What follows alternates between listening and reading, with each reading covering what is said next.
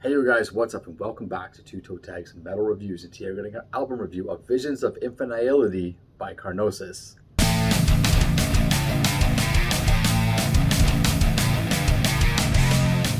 Infinihility, what a weird word. I don't even know if that actually has a definition, but it seems like it's a play on words. Infinity, annihilation, I don't know, it's a weird one. It's full of a lot of weird words. It is, and they're probably compound words of other words, and these words don't really exist. But anyway, it's lyrics and song titles that can do what they want.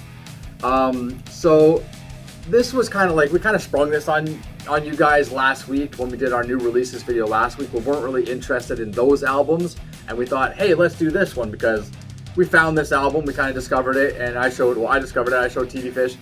He thought it was cool, so we decided to review it. Now, my first impression, as you mentioned last week, was I was pretty blown away by it. I said, hey, I gotta show you this, right? Mm-hmm. That first impression, for me, did not quite last, which is disappointing, and that's one of the reasons we review albums the way we do on this channel, is because it's kind of giving it the stress test and seeing if repeated listens throughout the whole week, is an album going to get stronger? Is it going to get weaker? Is it going to stay the same? That sort of thing. For me, this album kind of dropped quite a bit. I don't exactly know why, because I had really high favorable opinions of it out of the gate. The biggest draw for me on this album is probably the vocals, because most of my notes pertain to the vocals. I think that's a really good vocal performance on this album. Mm-hmm. It reminds me of other vocalists in a lot of ways, Trevor Sturnad being the primary example. I also get a little hint of Nathan Explosion in there from Death Clock. Not exactly sure why. I also get hints of... I think it's the lows for Nathan Explosion. Like, I hear that too. I think it's in the lows you hear a bit more of that. Certain lows on certain songs, though. For example, track number 1, Obscene Larcenist. That's one of the ones where I get the Nathan Explosion vibe. And track number 6, Devourer of Light. Those two songs, I really get, on certain parts, that Death Clock kind of vocal vibe. Obscene Larcenist, just to start with the opening track here, is probably one of the best tracks on the album, which is maybe why my first impression was so strong when I first heard it.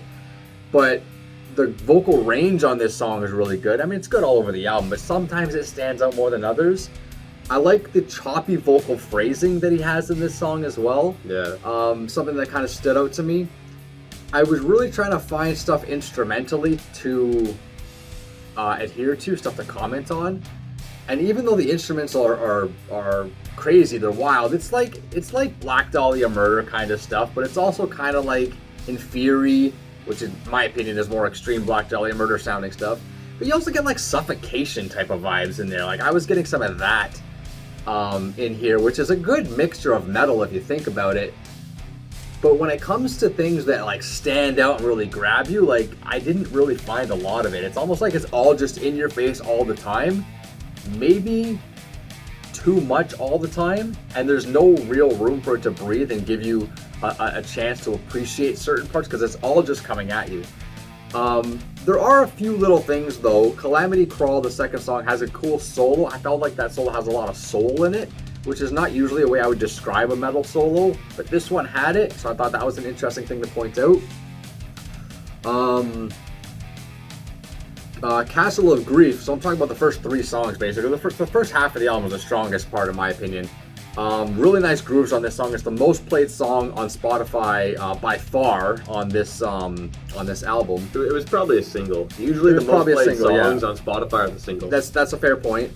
There's a couple bass slides at the end, at least that's what I thought they were, which is also not a thing you hear a lot. Usually the guitar slides, these ones were bass slides. So that was pretty cool. And track number 4, Fermenting Blastopheres of Future Putridity, blah. It has a really cool reverberation on the vocals at the beginning. Almost sounds like he's singing in like an empty cathedral or something. But that's just during the intro section, and then later on, he has some really nice switching between some gutturals and some high harshes, which I actually liked.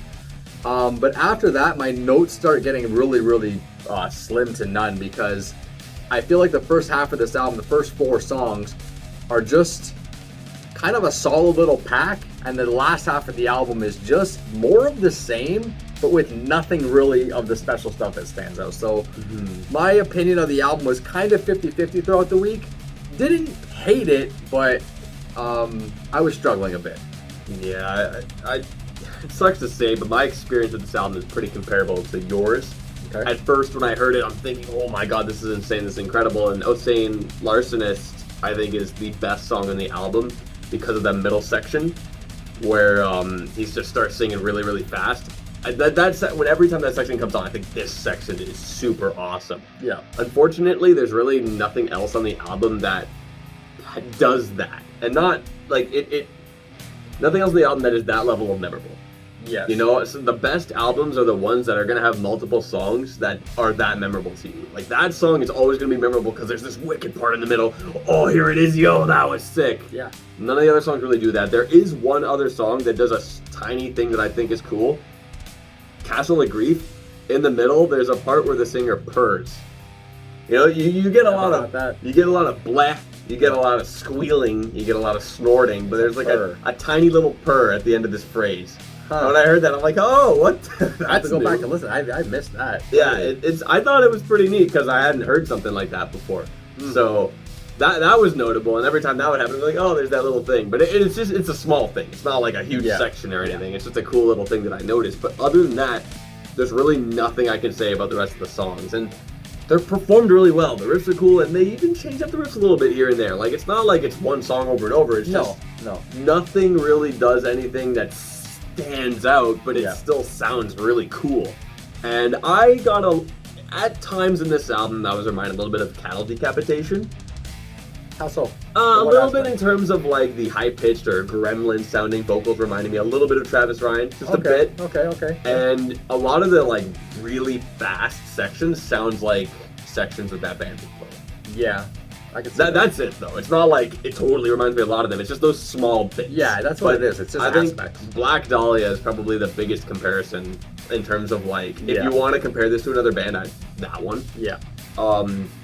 Now you mentioned some issues about I guess pacing. I do think this album could probably use like an interlude or two maybe, or something that like really heavily breaks up the pace. Because like I said, you have tracks that mix things up with different riffs, and that's good. However, it's still the same vibe. It's still they could have mixed up with some different time signatures. Like just throw something else in there. That's what I'm saying. Like you can mix it up by just introducing like a slower song, pretty much. Yeah, tempo changes, time signature changes, interludes. There's lots of things you could do. Something vastly different enough to break stuff up.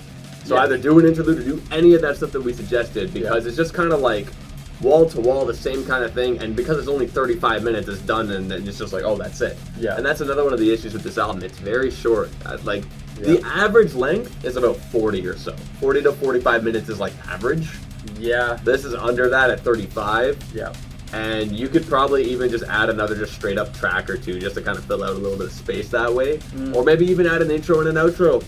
Like there's a lot of options you have if you want to pad this album out of it, and I think it does need that because it's over and it's just like, okay, I guess time to spin it again, and then it's just kind of the same thing, and it's weird. But I think our experience with this album is a really good example as to why we do this, like why we review albums the way that we do, because both of us at first listen we're blown away by this album, and then upon listening to it more and more and more, we're developing greater opinions of it, and we kind of have our little bit of issues with it. But I do think this album has performed amazing. Like, everyone sounded sick.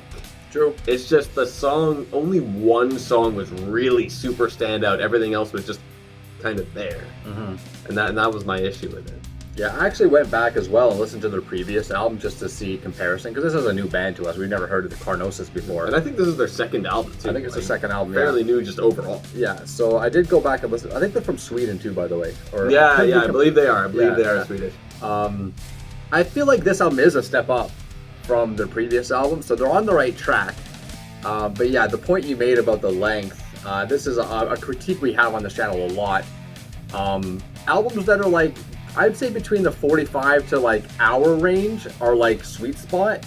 Anything under that, if it doesn't have a diversity of sound like we're talking about here, it always feels too short, or it always feels repetitive because it just happens yeah, just once it's over, it starts again. You're like, okay, I kind of just feel like I listened to one song for 35 minutes and then here it comes back again. It's not like that, but that's kind of how it feels sometimes, right? And since track number 1 is the best track, I think we both agree on that. Once it starts again, you're like, okay, cool, this track, but then now I got to sit through 30 more minutes of stuff I don't really like.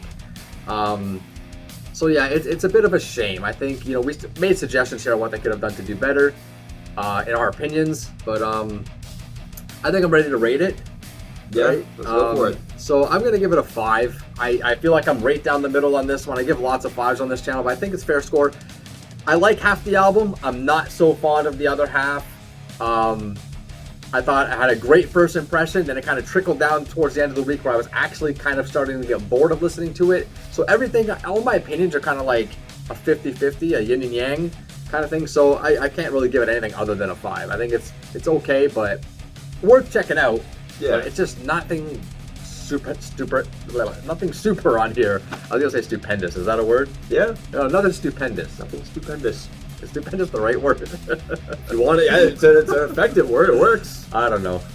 All right, stupendous. Nothing stupendous on this album. So I kind of find this album a little bit tough to rate because I think the performance really makes it like worth listening to. These guys nailed it. They're great musicians, and it's like, oh, some of these riffs sound sick. True. But only one song is actually notable, and that kind of hurts the album a lot to consider that 1 out of 9. One out of 9 tracks, only one song out of the 35 minutes that you get. So I guess I'll give this album a 5.5, just because it's like... Just because you have to one-up me. Like, you know what? I in my head, I had a much higher rating for this album, but as we've been talking, and this happens sometimes, where we influence each other just based on our discussion, and like I said, I was thinking of rating this album higher, but then I thought about it thinking only one track, but at the same time, that 0.5 is just from like how good these guys sound as musicians. Yeah. I feel like that's worth giving that 0.5 for, because it's like, damn, these guys sound sick. It's just only one song is actually really felt like it was worth listening to.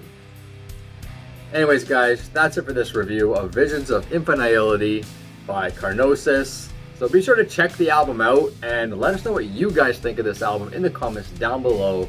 Let us know if you first heard of this band because of our channel, and let us know if you liked them before. All the fun stuff down below. Subscribe if you guys are new to the channel. I'm Vile Cell. I'm TV Fish. We'll see you guys in the next one.